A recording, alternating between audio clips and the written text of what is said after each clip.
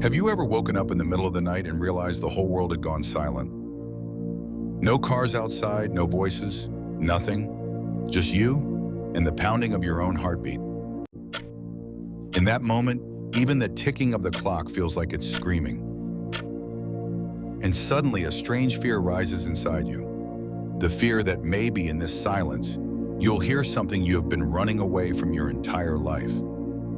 Not a monster outside the window, not a nightmare in your sleep, but something far more terrifying. Your own inner voice.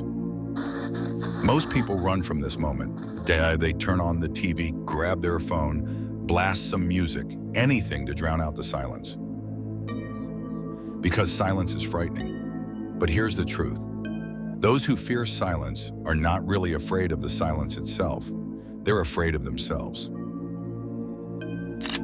Plato once said, "Humans can endure shadows, but not the light of truth." And right now, you're not running, you're still here. You didn't scroll away, that means you're different. Let me be honest with you. What you're about to hear in this video isn't random motivational talk. It's the distilled wisdom of years of study, of books, of philosophers who dedicated their lives to understanding why some people collapse in solitude, while others rise to genius through it. And you won't need to read 100 books. I'm handing you the essence right now. If you stay with me until the end, you'll understand why choosing solitude gives a person a terrifying kind of intelligence, a power the crowd will never have. Picture this. You sit alone in a dark room, no lights, no sound, just you and your thoughts. For many, this is hell. But for a few, this is the beginning of everything. The place where ideas are born like sparks in the dark. The place where truth, raw and unmasked, finally steps forward. As Schopenhauer put it, that terrifying silence is not punishment, it is a gift. The true test of the mind begins the moment you're left with no one but yourself. Let me give you a story. The Trojan horse. Everyone thought it was a gift. But hidden inside were soldiers ready to destroy the city. Solitude works the same way. At first it looks like a curse, but hidden inside it is the secret weapon of those who dare to face it. Now here's your challenge. Most people never even get this far. They turn away, they close their eyes. It's easier to stay blind than to face the truth. But you're still here. And that means tonight, you've already taken one step above hundreds of people around you. But remember, this is only the beginning. What you've heard so far is like opening the door to a dark room. What lies behind it can multiply your strength or reveal the darkest fears you've ever hidden.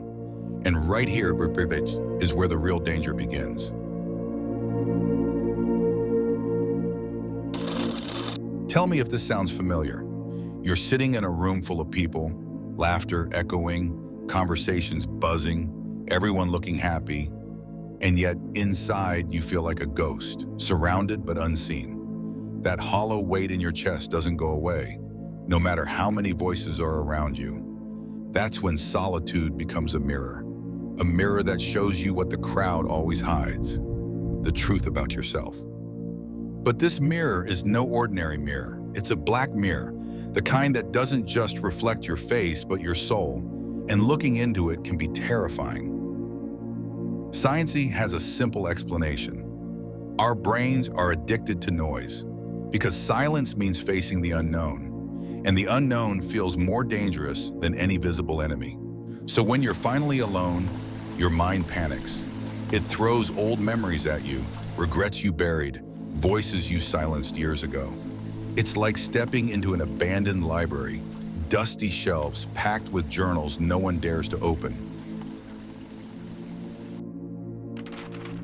But inside those journals are answers no one else can give you. This is why ancient cultures turned solitude into a ritual. The Mayans believed every human carried a black mirror that revealed the spirit beneath the mask. Most people avoided it out of fear, but those who dared to gaze into it gained clarity no one else had. Or think of the pharaohs. Before they could wear the crown, they had to spend a night alone in the tomb. No light, no sound, just the stone walls and the weight of death around them. Because if you couldn't face your own soul in the darkness, how could you ever lead others in the light? That's the brutal truth. The crowd makes you feel safe, but it also keeps you blind. Solitude feels dangerous, but it's the only place where your real vision begins to open. So let me ask you, do you have the courage to walk into your own tomb of silence? Or will you, like most, keep chasing the next distraction to bury the fear? And if something inside you has already shifted while watching this, if you feel that small fire starting to burn, hit the like button right now. Not just for me, but as a sign to yourself that you chose to keep walking this path. Because here's the twist. Solitude doesn't just reflect who you are. It also shows you something you might not be ready to see. And once you see it, there's no going back.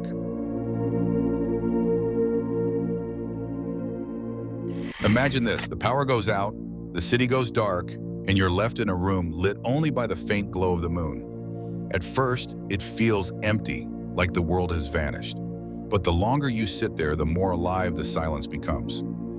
You start to hear things you never noticed before. The hum of your own breath, the pounding of your pulse, the whispers of memories you thought were long gone. This is where most people panic. They'll light a candle, turn on their phone, do anything to break the silence. But if you stay, if you endure that weight, something extraordinary happens. The silence begins to speak, not with words, but with flashes of truth. A sudden memory, a new idea, a realization you didn't know you were capable of.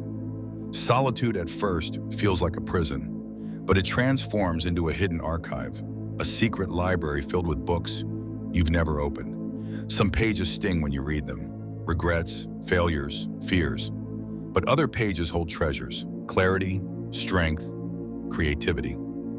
Most people never dare to walk into this library, but those who do, they never come out the same. There's an old desert tale. Travelers said that if you could survive a night alone in the dunes, listening to the spirits of the sand, the desert would reveal its secrets to you. If you ran away, you got nothing, but if you endured, you gained wisdom no city could offer. That's exactly what solitude is. A desert that first terrifies you, then crowns you. Think about metal being forged. It has to be broken down in fire before it can become a sword. That's what solitude does. It strips you bare, melts away everything fake, until only the strongest parts of you remain. Painful? Yes, but in that pain lies the birth of a new self. And here's the revelation. Solitude isn't your enemy, it's your teacher. A harsh teacher, yes, one that will test you, break you, force you to face the shadows you have been hiding. But in the end, it gives you the one thing no crowd can offer, the courage to stand unshaken in your own truth. So remember this, every time you run from solitude, you're running from your own potential. But every time you face it, you unlock a piece of power that no one can take from you. And now it's time to bring all of this together to uncover the golden principle that ties everything into one simple truth.